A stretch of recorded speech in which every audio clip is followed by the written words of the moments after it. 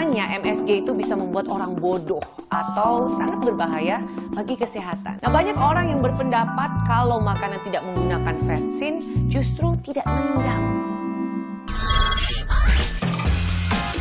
Kalau sudah bicara soal sarapan pagi atau breakfast, saya tidak akan pernah melewatkannya. Dan beberapa waktu yang lalu saya baru tahu ternyata saya bisa mengganti mayones dengan alpukat. Selain itu, ada juga makanan pengganti lainnya. Anda pengen tahu?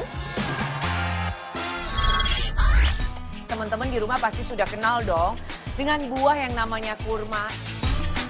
Apa sih manfaat yang bisa dihasilkan kalau kita mengkonsumsi kurma dengan secara teratur?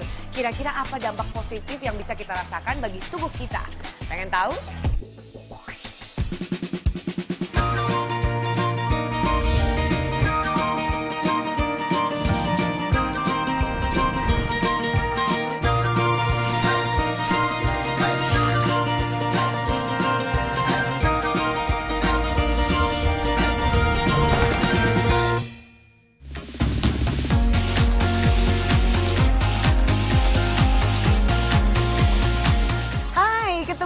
Kita di One Day Food masih bersama saya Rizka Ogi. Teman-teman di rumah pasti sudah kenal dong dengan buah yang namanya kurma. Itu loh yang bentuknya bulat, warnanya coklat, ada yang kehitaman dan rasanya manis banget.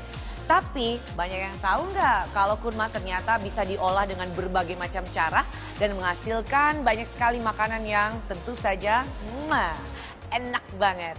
Tapi pertanyaannya, teman-teman pada tahu nggak sih apa saja sih makanan yang bisa diolah dari buah kurma? Bisa buat kue, sirup kurma, bisa dijadiin puding juga. Nggak tahu deh Mbak, belum. Aku sukanya paling kurma aja yang biasa itu. Nggak tahu. Kalau makan kurma ini kalau bulan puasa doang, kalau lain puasa nggak jarang. Ada sari kurma, ada sirup.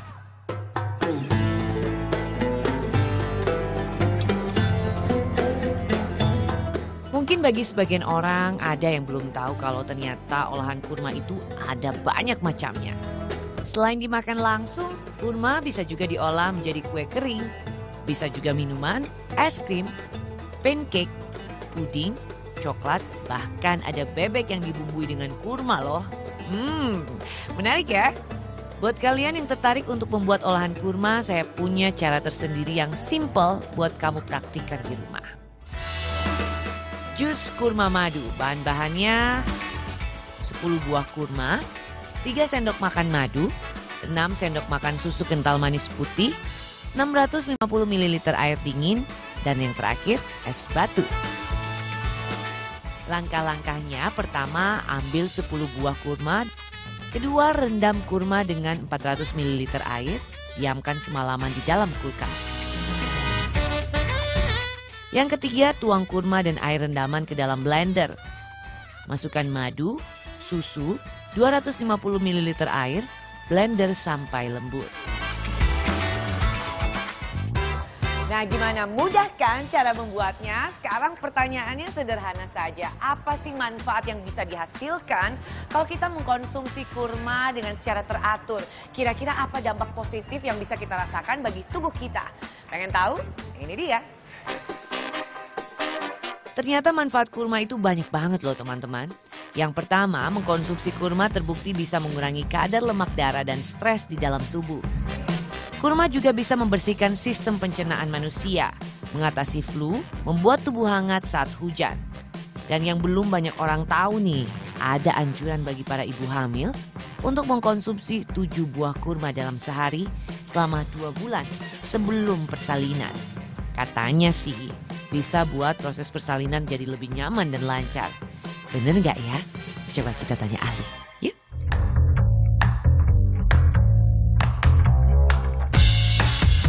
Jadi gini, kurma kenapa dianjurkan buat ibu hamil sebelum persalinan? Wanita mau bersalin, ibu hamil mau bersalin, itu butuh energi, tenaga. Kurma itu mengandung apa? Mengandung gula. Gula itu penting buat apa? Buat tenaga. Jadi dianjurkan makan. Sebenarnya sih bukan cuma makan kurma. makan buah yang rasanya manis, yang tinggi gulanya. Kurma itu tinggi gulanya, apalagi kurma yang sudah berair itu tinggi gula. Jadi kalau makan kurma itu energinya, tenaganya akan lebih kuat. Kurma itu mengandung gula buah fruktosa dan ada glukosanya juga. Semakin matang itu kurma, glukosanya semakin tinggi. Yang kurma udah lembek itu gulanya semakin tinggi. Ya, nah itu yang bagus. Buat apa? Buat tenaga. Kita tahu tenaga manusia itu didapat dari gula. Di dalam kurma itu mengandung juga vitamin-vitamin dan mineral. Jadi dia lengkap. Jadi kebutuhan vitamin mineralnya akan tercukupi. Ya, tetapi makan kurmanya kan berapa banyak? Itu yang harus diperhatikan. Dan tapi itu juga tergantung besar kecil si buah kurmanya. Jangan terlalu banyak juga, karena nanti kalau terlalu banyak kadar gula darahnya jadi tinggi. Kalau kurma yang besar-besar segini, itu sehari 2 cukup. Ya. Kalau yang kecil boleh sampai 4. Ternyata seperti itu manfaat dari kurma itu sendiri. Saya baru tahu juga loh teman-teman, ternyata kurma itu sangat baik bagi orang yang sedang hamil. Ini kalau dikonsumsi secara rutin itu akan memperlancar proses persalinan. Nah, buat kalian ataupun keluarga yang punya masalah dengan diabetes, boleh kalian konsumsi biji kurmanya. Tapi ada baiknya berkonsultasi dulu dengan dokter. Kita sudah bahas tentang manfaat dari daging kurma. Kalian sudah pasti tahu dong kalau daging kurma itu sangat bermanfaat. Belum tahu kan kalau biji kurmanya itu sendiri punya manfaat.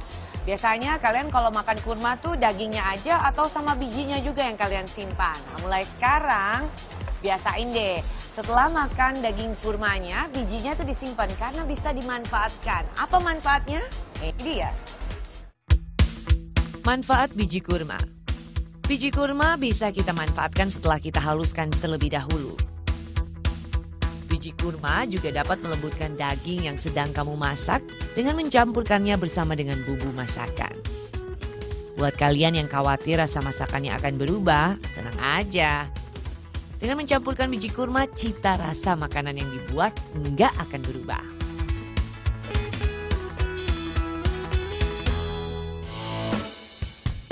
Cara mengolah biji kurma. Nah, setelah kalian makan daging kurma dan mengumpulkan bijinya, kamu bisa cuci bersih biji kurma dengan menggunakan sikat gigi. Kemudian taruh biji kurma di atas nampan dan jemur biji kurma seharian. Goreng biji kurma yang sudah dijemur tanpa menggunakan minyak. Goreng sampai hangus dan pastikan biji kurma berubah warna menjadi hitam legam. Jika sudah begitu, biji kurma akan mengeluarkan wangi seperti biji kopi. Tumbuk atau giling biji kurma sampai halus, kemudian simpan di dalam botol kaca dan dapat kamu gunakan untuk berbagai macam keperluan di lain hari. Biji kurma yang sudah dihaluskan ini dapat kamu simpan dalam waktu yang lama. Nah teman-teman, kalau kalian perhatikan saya sudah menyebutkan di awal kalau saya menggunakan buah kurma sebagai pengganti rasa manis gula. Ternyata tidak hanya kurma saja yang bisa menjadi bahan pengganti makanan. Ada juga bahan pengganti makanan lainnya yang tentu saja bisa kita konsumsi untuk mempertahankan kesehatan tubuh kita. Apa ya? Jangan kemana-mana, tetap di Wonder Food.